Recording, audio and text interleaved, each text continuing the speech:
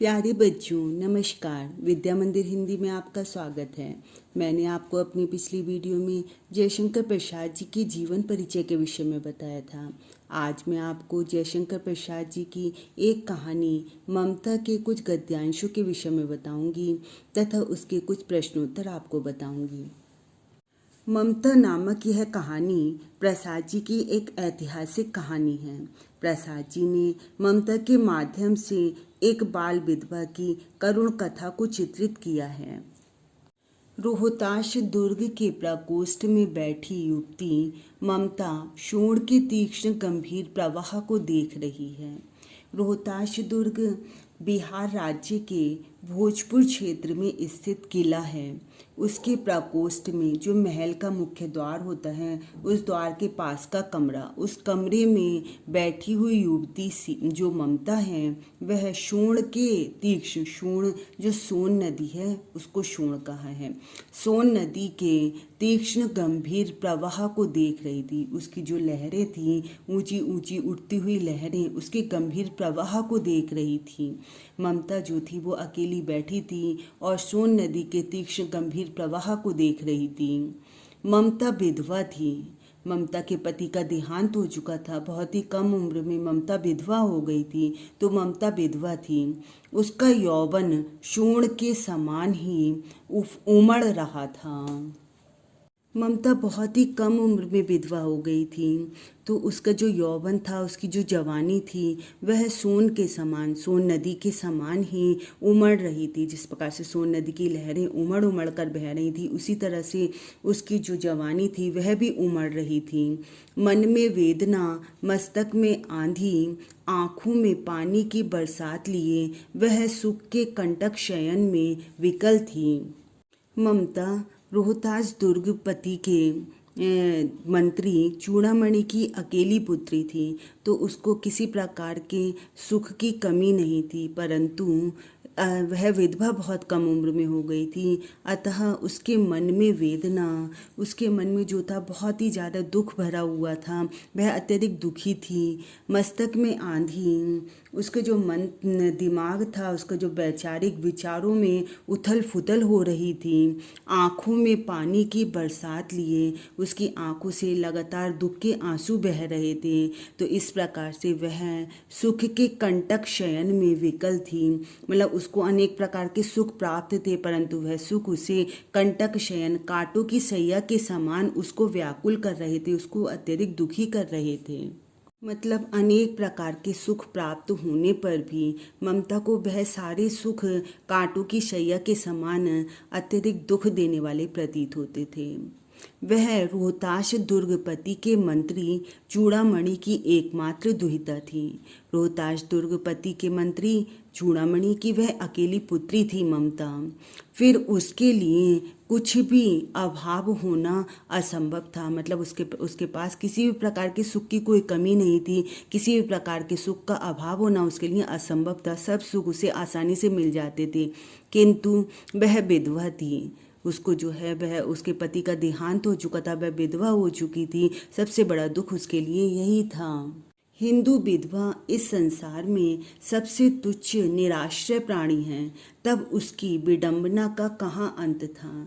मतलब वह जो थी हिंदू स्त्री थी और हिंदू समाज में विधवा होना एक बहुत ही ज़्यादा एक तुच्छ अपराध है एक तरह से, और वह निराश्रय प्राणी मानी जाती है। जो विधवा हो गई ऐसा होता है कि मानो उसका कोई आश्रय न हो, उसको बड़े ही तुच्छ नज़रों से देखा जाता है। तब उसकी विडंबना का कहाँ अंत हो सकता था, तब उसके दुखों का अंत किसी प्रकार से भी नहीं हो सकता था। वह अत्यधिक दुखी स्त्री थी। प्रस्तुत गद्यांश का संदर्भ लिखिए। प्रस्तुत गद्यांश हमारी पाठ्य पुस्तक हिंदी के गद्य खंड में संकलित ममता नामक कहानी से उद्धृत है। इसके लेखक छायावादी युग के प्रवर्तक जयशंकर प्रसाद हैं। गद्यांश के रेखांकित अंश की व्याख्या कीजिए। रेखांकित अंश देखिए। उसका यौवन शोण के समान ही उमड़ रहा था। मन में वेदना, मस्तक में आंधी, आँखों में पानी की बरसात लिए वह सुख के कंटक शयन में विकल थी। प्रस्तुत पंक्तियों में लेखक ने ममता की करुण व्यथा का चित्रण किया है। ममता दुर्भाग्य से युवा अवस्था में ही विधवा हो गई थी। जिस प्रकार सोन नदी उमड़ कर बह रही थी, उसी प्रकार ममता का यौवन भी उफान पर था। भरी तरुणाई में विधवा हो जाने के कारण उसका मन दुख से भरा था। उसके मस्तिष्क में आंधी के समान तीव्र गति से अपने भावी जीवन की चिंता से संबंधित अनेक विचार उत्पन्न हो रहे थे। देखिए, युवावस्था में विधवा हो गई थी तो भविष्य में क्या होगा, इस तरह के अनेक विचार उसके दिमाग में आ रहे थे। उसकी आंखों में दुख की आंसू निरंतर बह रहे थे। जब कोई स्त्री दुखी होती है, जिसके पति का देहांत हो गया है, तो दुख के कारण वो अपने आंसू को नहीं रोक पा रही थी। उसकी आंखों से लगातार दुख के आंसू बह रहे थे और राज प्रसाद की समस्त सुख सुविधाएं उसे कांटे की भांति कष्ट पहुंचा रही थी। मतलब अनेक सुविधाएं प्राप्त थी, क्योंकि उसके पिता जो थे वह रोहताश दुर्गपति के मंत्री थे, तो इसके कारण उसको अनेक प्रकार की सुख सुविधाएं प्राप्त थी, परंतु फिर भी वह बहुत ही दुखी थी। कोमल बिस्तरों पर शयन भी उसे कांटों की शैया के समान प्रतीत होता था। मतलब बहुत अच्छे बिस्तरों पर लेटती थी, परंतु वह भी उसे ऐसा लगता था जैसे कि कांटों की शैया पर वह लेटी हो। वह उसे दुख ही प्रदान करते थे। प्रस्तुत गद्यांश में किसके बारे में और क्या बताया गया है? प्रस्तुत गद्यांश में रोहताश दुर्ग के दुर्गपति के मंत्री चूड़ामणि की एकमात्र कन्या ममता के विषय में कहा गया है, जो कि युवावस्था में ही विधवा हो गई थी। समस्त सुख सुविधाओं की उपलब्धता होने के बाद भी उसकी परेशानियों का अंत नहीं था। मतलब उसे अनेक प्रकार की सुख सुविधाएं प्राप्त होने के बावजूद भी उसके पास जो दुख थे, उसकी जो परेशानियां थीं, उनका अंत नहीं था। रोहताश दुर्ग कहाँ स्थित था? रोहताश दुर्ग सोन नदी के किनारे पर स्थित था। प्रस्तुत गद्यांश में हिंदू विधवा की क्या स्थिति है? सामाजिक परिस्थितियों के कारण आज भी हिंदू समाज में विधवा का जीवन दुखी, उपेक्षित और अनाथ जैसा होता है। इसी कारण हिंदू विधवा को समाज में दीनहीन और बेसहारा प्राणी माना जाता है।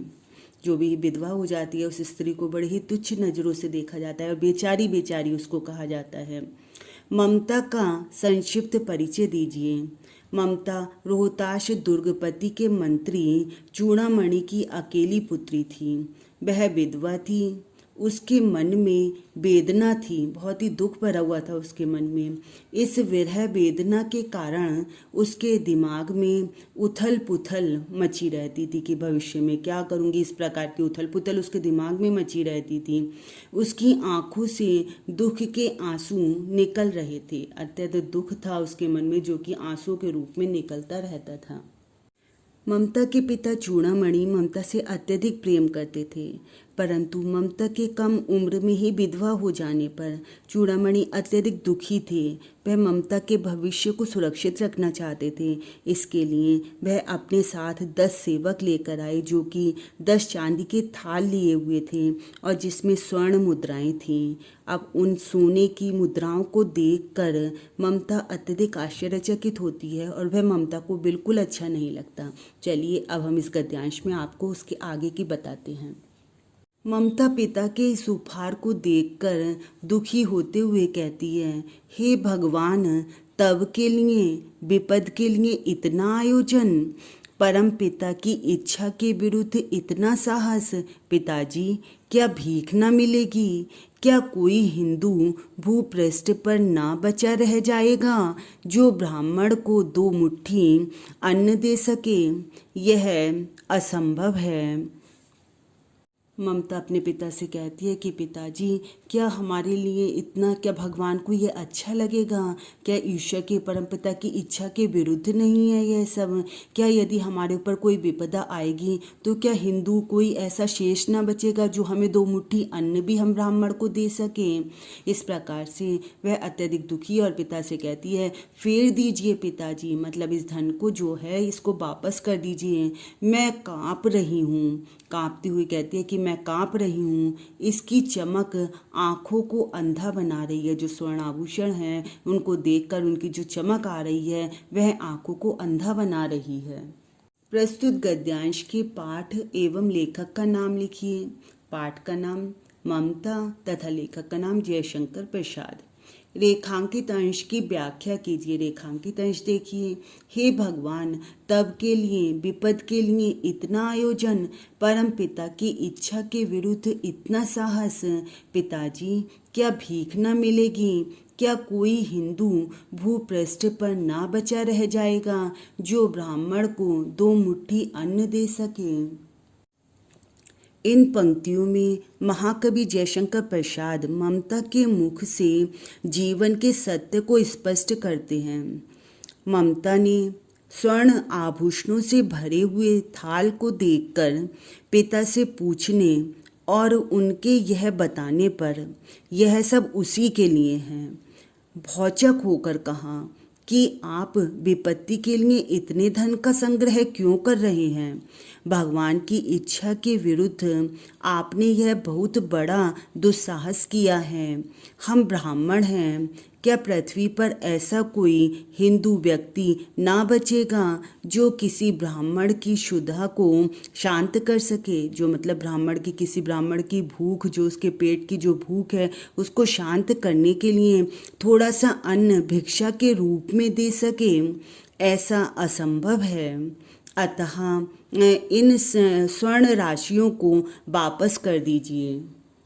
किस वस्तु की चमक ममता की आंखों को अंधा बना रही थी?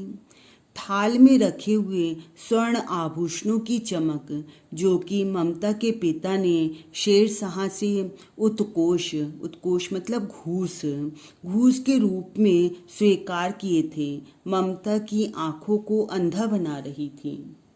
परम पिता की इच्छा के विरुद्ध इतना साहस, पंक्ति का आशय स्पष्ट कीजिए। परम पिता की इच्छा के विरुद्ध इतना साहस से आशय है कि ईश्वर की इच्छा के विरुद्ध किया गया दुस्साहस। यदि विपत्ति आती है, दुख भोगना ही ईश्वर ने निश्चित किया है, यदि हमारे भाग्य में ईश्वर ने दुख भोगना ही लिखा है, तो कोई आयोजन फलीभूत नहीं होगा। अतः हमें ईश्वर की इच्छा के विरुद्ध प्रयत्न नहीं करना चाहिए। इस गद्यांश में ममता की किस मनोवृत्ति को स्पष्ट किया गया है?